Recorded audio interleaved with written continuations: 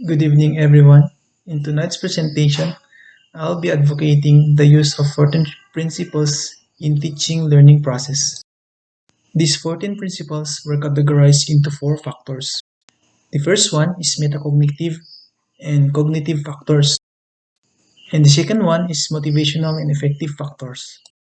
The third one is developmental and social factor, and the last one is individual difference factor.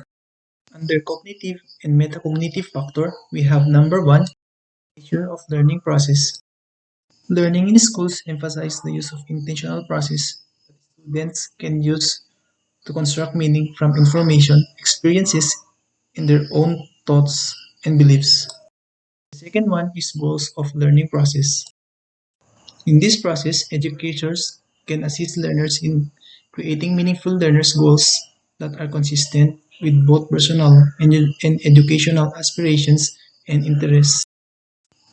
The third one is the construction of knowledge. Educators can assist learners in acquiring and integrating knowledge by a number of strategies that have been shown to be effective with learners in varying abilities such as concept mapping and thematic organization or categorizing. For the fourth one of metacognitive and cognitive factors is strategic thinking, wherein learning outcomes can be enhanced if educators assist learners in developing or applying and assessing their strategies learning skills. The fifth one is thinking about thinking, learning, and personal responsibility for learning. And for the last one, under metacognitive and cognitive factors, is context of learning. In these times, generations have already adopted the new trends, particularly in technology. As a future teacher, I would grab this as my way to share ideas and information. The second factor is motivational and affective factors. Under this factor, we have motivational and emotional influences on learning. Positive emotions such as curiosity generally enhance motivation and facilitate learning and performance. Mild anxiety can also enhance learning and perform by focusing the learner's attention on a particular task, interfere with learning, and contribute to low performance. The second one, under motivational and affective factors, instinct motivational to learn. Intrinsic motivation is facilitated on tasks that learners perceive as interesting and personally relevant and meaningful, appropriate in complexity and difficulty to the learner's abilities, and on which they believe they can succeed. Let's proceed to the third one, effects of motivation on effort.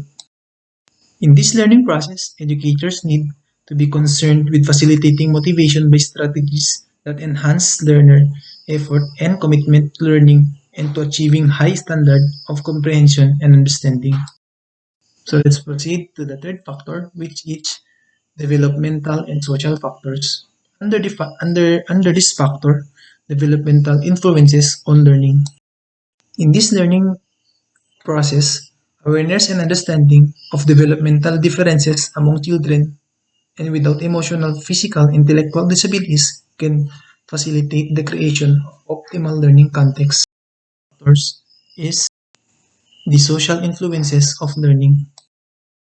Under this process, in interactive and collaborative instructional contexts, individuals have an opportunity to perspective taking and reflective thinking that may lead to higher levels of cognitive, social, and moral development as well as self-esteem.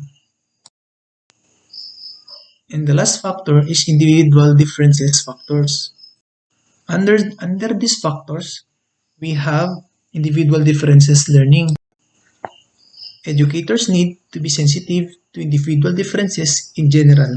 They also need to attend to learner perceptions of degree to which these differences are accepted and adapted by varying instructional methods and materials. The second one, in differential um, individual factors, we have learning and diversity. This learning process,